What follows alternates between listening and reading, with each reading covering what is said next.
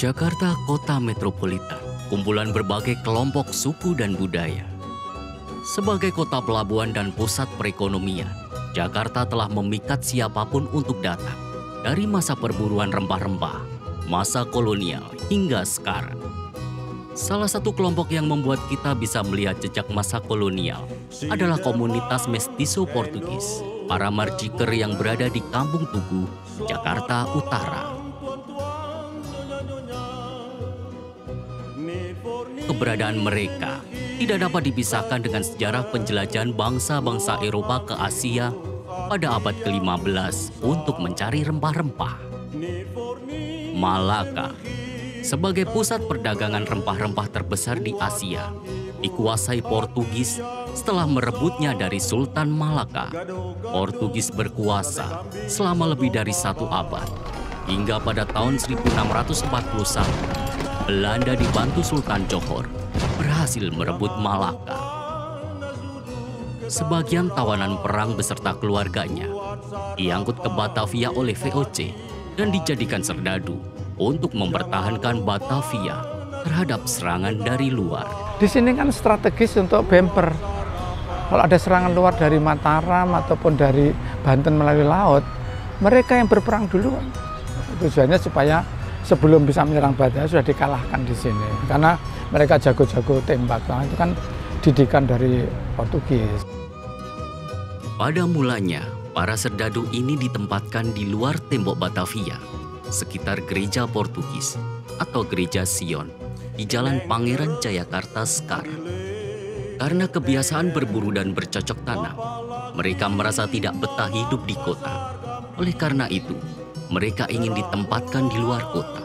Kemudian, mereka ditempatkan di Kampung Tugu yang secara geografis letaknya terisolasi dari daerah sekitar, dikelilingi semak belukar dan rawa-rawa yang dipenuhi oleh binatang buas. Kalau mau tinggal di Batavia, ikutin peraturan Belanda. Kalau nggak mau tinggal, silakan keluar dari Batavia. Nah, orang-orang yang mau tinggal di Batavia itu ada sekitar 23 kepala keluarga. Kemudian diasingkan ke Batavia Tenggara, namanya dulu di Kampung Tugu ini. Nah, disitulah kita hidup. Nama Tugu sendiri ditinjau dari toponimi adalah nama daerah ditemukannya prasasti berupa tugu dari masa pemerintahan Purnawarman tahun 395 sampai 434 Masehi pada era Kerajaan Tarumanegara. Tawanan perang mantan serdadu Portugis ini tidak boleh dijadikan hamba sahaya karena mereka beragama Katolik.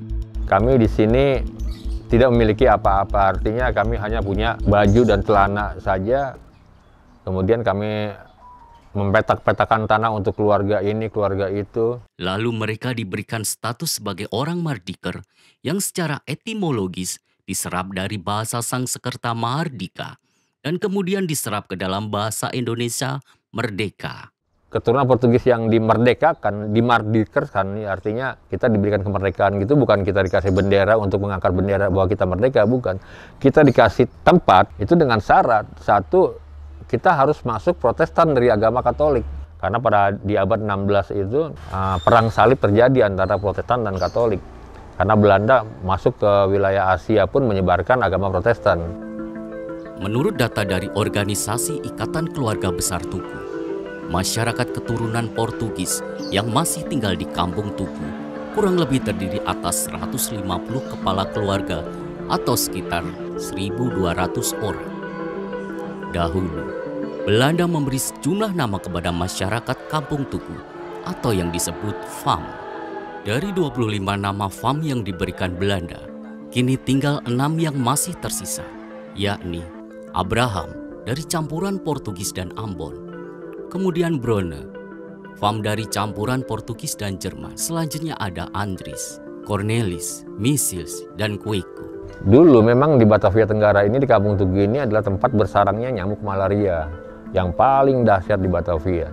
Tapi untungnya kita selamat. Walaupun ada berapa FAM yang ada di Kampung Tugu itu meninggal karena wabah penyakit malaria. Dulu ada Simon, ada Salomon, ada banyak lagi nama-nama FAM kita. Itu hilang gitu kan. Hilangnya kenapa? Hilangnya mereka satu nggak punya anak laki-laki. Yang kedua nggak punya anak. Yang ketiga mereka mati dengan alam. nama-nama farm Portugis itu diganti dengan nama-nama farm Belanda. Hanya satu farm saja yang nggak diganti oleh Belanda, yaitu Cuico. Karena Cuico itu, dari keturunan Cuico ini banyak penginjil. Dalam pergaulan sehari-hari, masyarakat Kampung Tugu menggunakan bahasa Kreol Portugis Tugu sebagai bahasa rahasia di antara mereka. Mereka menerima bahasa itu mentah-mentah, jadi disesuaikan dengan tata bahasanya sendiri, ucapannya juga sesuai dengan bahasa setempat begitu ya. Jadi oleh karena itu terbentuklah sebuah bahasa namanya bahasa mestizo ya, namanya bahasa Kreol. Bahasa Kreol yang mereka bawa dari Malaka adalah bahasa yang tumbuh akibat kontak antar dua bangsa dengan latar belakang bahasa yang berbeda. Dalam hal ini, antara bahasa setempat di Malaka dengan bahasa Portugis yang dimulai sejak jatuhnya Malaka ke tangan Portugis pada tahun 1511. Kondisi pencampuran bahasa yang demikian dapat muncul yang dalam istilah linguistik disebut bahasa pidgin. Sebuah bahasa pidgin tidak memiliki penutur bahasa ibu. Jika bahasa tersebut berkembang menjadi bahasa ibu oleh generasi berikutnya, maka bahasa itu disebut dengan bahasa Kreol. Dalam hal ini, yang terjadi di Malaka adalah bahasa Kreol Portugis. Dengan demikian, terbentuklah etnis baru, yakni komunitas Kampung Tugu yang menjadikan bahasa Kreol Portugis Tugu sebagai alat komunikasi di antara para anggota komunitas tersebut. Bahasa Kreol Portugis Tugu pada dasarnya adalah bahasa yang sudah terpisah dari bahasa induknya, yaitu bahasa Portugis, dan berkembang tidak sejalan dengan perkembangan bahasa asalnya, dan akhirnya membentuk bahasa sendiri. Portugis dulu itu melanglang buana kan, jadi pergi ke timur, ke barat. Kalau yang ke arah di Indonesia ini bahasanya mempengaruhi bahasa kita. Sampai sekarang kita pakai dalam bahasa Indonesia itu banyak bahasa Portugis. Contohnya lemari, boneka, biola, bola, keju. Mereka masih dengan leluasa mempergunakan bahasa asal mereka di Malaka yang dalam perkembangannya akan banyak menyerap kosakata bahasa Melayu Betawi dan bahasa Belanda. Sayangnya, saat ini bahasa Kreol Portugis Tugu dalam kondisi yang sudah punah, ditinjau dari fungsinya sebagai alat komunikasi, karena bahasa Kreol Portugis Tugu tidak digunakan sebagai bahasa sehari-hari. Tidak pernah punah bahasa itu sama sekali, tetapi sisanya itu ada dalam budaya. Misalnya dalam kosakata peralatan budaya mereka ya, peralatan rumah tangga, peralatan apa, pokoknya itu ada istilah sehari-hari masih memakai itu kata-kata itu, atau adat istiadatnya. Mereka kemudian mengusir kesepian dengan bermain musik dan menyanyikan lagu-lagu Portugis. Musik mereka kemudian menjadi cikal bakal genre musikal keroncong Tugu dengan karakteristik sebagai musik yang mengiringi kelompok penyanyi dengan gaya spontan dan bersahaja tanpa ornamentasi dan vibrato. Lagu Moresco dan Cafrinho memperlihatkan pengaruh Portugis asal Moor dan Afrika.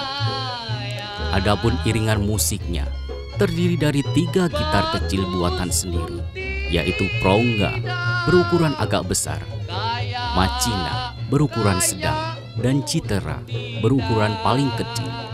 Dari awal, kami adalah orang-orang keturunan Portugis yang biasa hidup dengan hiburan.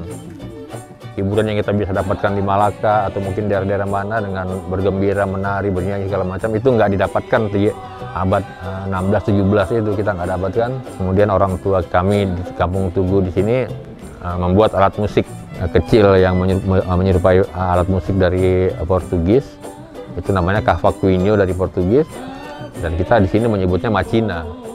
Bentuknya menyerupai ukulele kecil gitu kan. Kalau di Jawa orang menyebutnya cak. Ada cak, ada cuk. Kalau kita ada macina, ada frunga. Yang paling besar kita bikin itu namanya gitera. Gitera ini kita ganti akhirnya karena kita harus dapatkan batang kayu yang besar untuk kita buat sebuah gitera. Dan batang kayu itu nggak ada lagi karena semakin lama semakin kita tebang pohon-pohon besar di Kampung Tugu ini, kita udah kehabisan bahan gitu. Nah akhirnya gitera itu kita ganti dengan gitar. Sekarang yang masih kita pertahankan makina dengan furunga.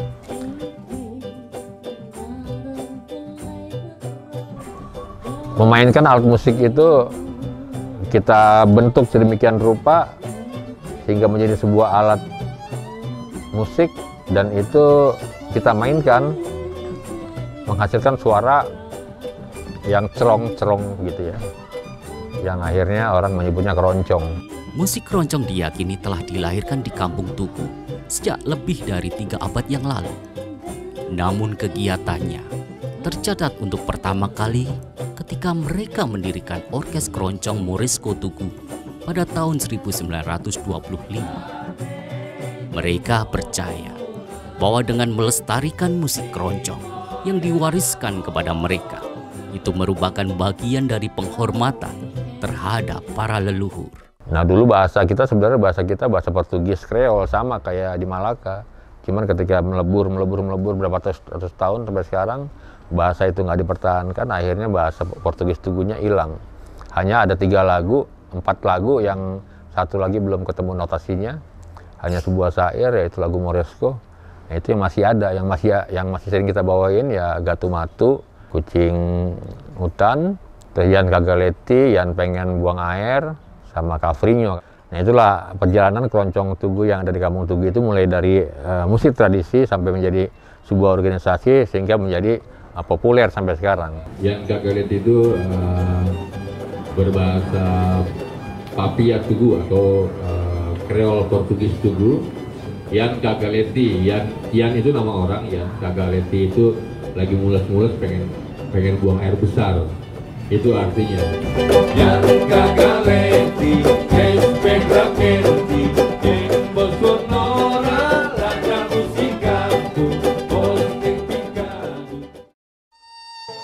Komunitas Tugu juga mengalami proses budaya Kreol dalam hal makanan, pakaian, dan rumah. Seperti tak kentara, ada tinggalan Portugis dalam budaya Kreol kuliner. Kita kan hidup pertama kali di Kampung Tugu ini adalah hutan gitu kan. Hutan lebat, banyak pohonan, banyak apa segala macam, banyak binatang kecil-kecil yang bisa kita makan, kayak kodok Cina lah segala macam gitu.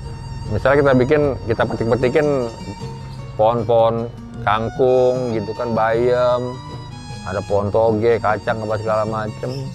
Kita campur, kita kasih bumbu sama kacang, bumbunya pun bumbu kacang gitu kan.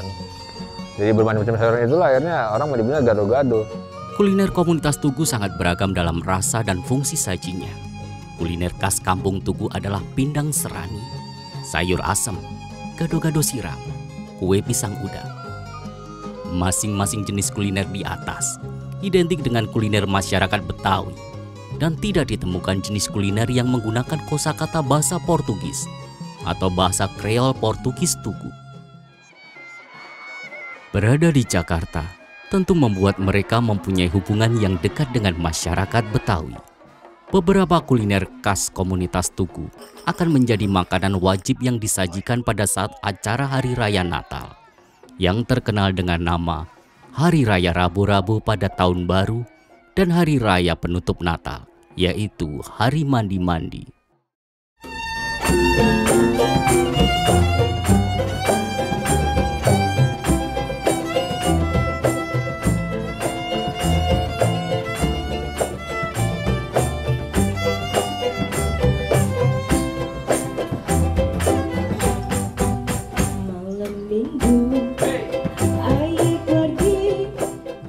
Setelah dibukanya jalan Cakung Cilincing, kemudian di sini sudah mulai pengeringan rawa-rawa, hubungan dekat. Akhirnya mereka kawin-mawin dengan sekitar itu. Keluarga Tugu, orang-orang Tugu juga banyak yang kawin dengan orang pribumi, mau orang Betawinya, mau orang Jawanya, yang Muslim begitu. Akhirnya banyak juga keluarga kita yang hijrah dari Protestan ke Muslim gitu, ke Islam. Dan di Tugu sendiri kalau emang kita ada kumpulan IKBT, Ikatan Keluarga Besar Tugu, setiap bulannya ya kita datang ke Kampung Tugu di sini, orang-orang Tugu dari luar pun akan datang di sini untuk kita berkumpul, bertemu dengan saudara-saudara kita. Pengaruh Portugis dan Mardiker yang menyatu dengan budaya lokal menghasilkan sebuah budaya yang khas dan unik. Kehadiran komunitas Tugu telah menjadi catatan penting bagi sejarah Jakarta dari masa ke masa. Film Abi